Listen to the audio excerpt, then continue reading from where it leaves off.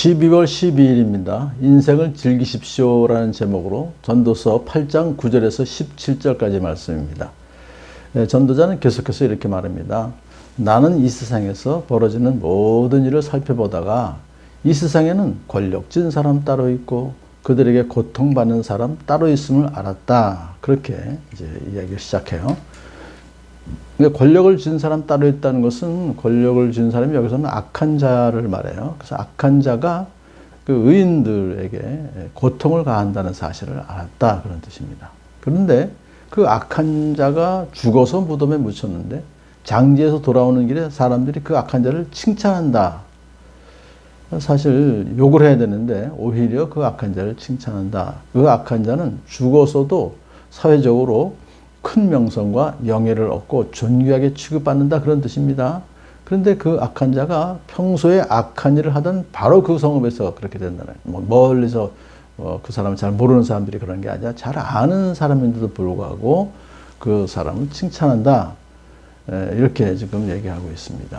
그래서 이런 것을 보고 듣노라면 전도자는 허탈한 마음 가눌 길이 없다. 그렇게 사회적인 모순을 지금 얘기하는 것이죠. 자, 이렇게 악인들에 대한 징벌이 현실 속에서 즉각적으로 나타나지 않기 때문에 악행이 더욱 기승을 부리고 그 결과 더욱 악이 창궐해 가는 것을 이렇게 본다는 거예요. 사람들이 왜 서슴지 않고 죄를 짓는가? 악한 일을 하는데도 바로 벌이 내리지 않기 때문이다.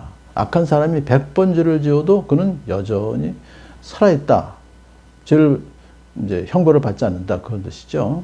그러니까 이런 것 때문에 이제 허탈한 마음을 가눌 길 없는다고 그랬습니다만 이걸 알아야 되죠. 하나님께서는 악인을 곧바로 심판하시지 않아요. 그 이유는 뭐냐면 하나님은 공의롭지 않으시기 때문에 그런 것이 아니라 하나님 여러 가지 섭리가 있으시고 또 오래 참으시는 하나님이기 때문에 그렇지만 결국 지연될 뿐이지 징벌이 완전히 없어진 것은 아닙니다.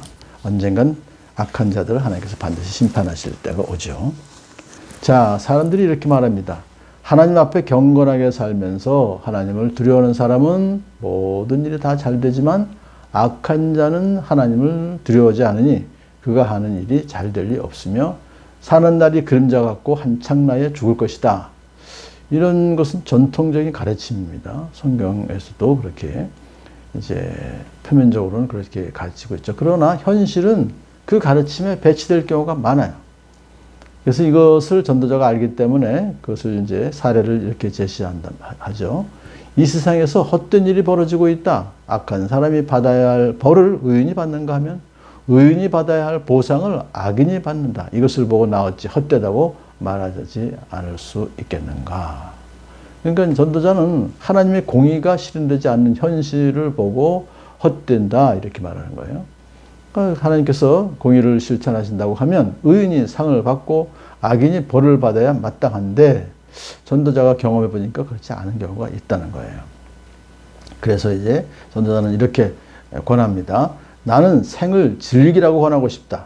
사람에게 먹고 마시고 즐기는 것보다 더 좋은 것이 세상에 없기 때문이다. 그래야 이 세상에서 일하면서 하나님께 허락받은 한평생을 사는 동안에 언제나 기쁨이 사람과 함께 있을 것이다. 자, 이래서 결국은 즐기라고 권합니다. 기뻐하라고 권합니다. 기쁘게 살아가는 것이죠. 먹고 마시고 즐기는 것이 제일이다 이런 뜻이에요. 쾌락주의를 여기서 강조하는 것은 아닙니다. 왜냐하면 이 세상에서 일하면서 하나님께 허락받은 한평생이다. 이걸 전제로 하기 때문에 그래요. 그런데 이런 취지의 말을 앞에서 또 2장 24절, 3장 13절, 5장 18절 세 번이나 똑같은 말을 했어요. 자, 사람이 먹을 수도 있고 마실 수 있고 하는 일에 만족을 누릴 수 있다면 이것이야말로 하나님 주신 은총이다. 그러니까 뭐 하는 일에 만족을 누릴 수 있다는 것은 일이 있고 또 거기에서 성취감을 가질 수 있다는 것이죠. 그것은 하나님 주신 은총이다. 그렇다. 우리의 한평생이 짧고 덧없는 것이지만 하나님께서 우리에게 허락하신 것이니 세상에서 애쓰고 수고하여 얻은 것으로 먹고 마시고 즐거워하는 것이 마땅한 일이요 좋은 일임을 깨달았다. 그렇게까지 얘기를 했죠. 자, 이것은 곧 사람이 받은 몫이다. 하나님이 사람에게 부와 재산을 주셔서 누리게 하시며 정해진 몫을 받게 하시며 수고함으로써 즐거워하게 하신 것이니 이 모두가 하나님이 주신 선물이다. 전도자는 그렇게 이미 앞에서 말했습니다. 하나님께서 이처럼 사람이 행복하게 살기를 바라시니 덧없는 인생살이에 크게 마음 쓸 일이 없다. 참 5장 20절에서 이렇게 말하는 걸 보면서 이것은요, 절대로 전도자가 쾌락주의자가 아니에요. 육체의 쾌락을 부르짖는 것이 아니죠. 왜냐하면 이 세상에서 일할 건 일하라 그러죠. 그렇기 때문에 수고함으로써 즐기게 하는 것이고, 세상에서 애쓰고 수고하여 얻은 것으로 먹고 마시고 즐거워하라고 말씀하셨지. 결코 놀고 그냥 아무것도 아니고 허위도식하고 쾌락만 추구하라는 그런 얘기는 아닙니다.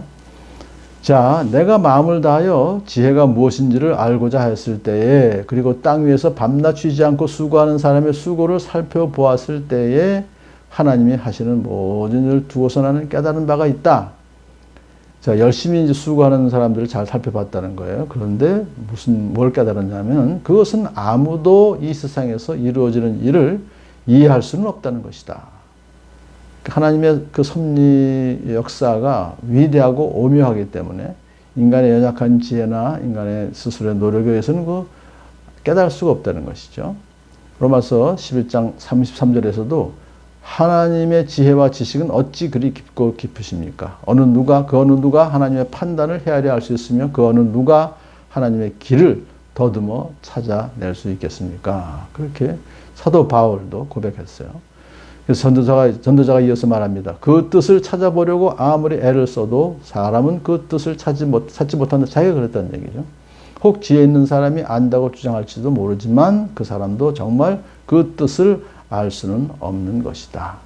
그러니까 인간의 한계, 전능하신 하나님 앞에서 인간이 유한하고 미흡한 존재임을 인정하는 것이죠. 이것은 참으로 지혜로운 사람이야말로 그것을 인정하고 여호와를 경외하는 것이 지혜의 근본인 것을 알고 모든 것을 하나님께 맡기고 하나님의 뜻을 더욱더 알기를 애쓰며 그리고 그 뜻에 순종하며 살아가는 지혜로운 사람 되시기를 축복합니다.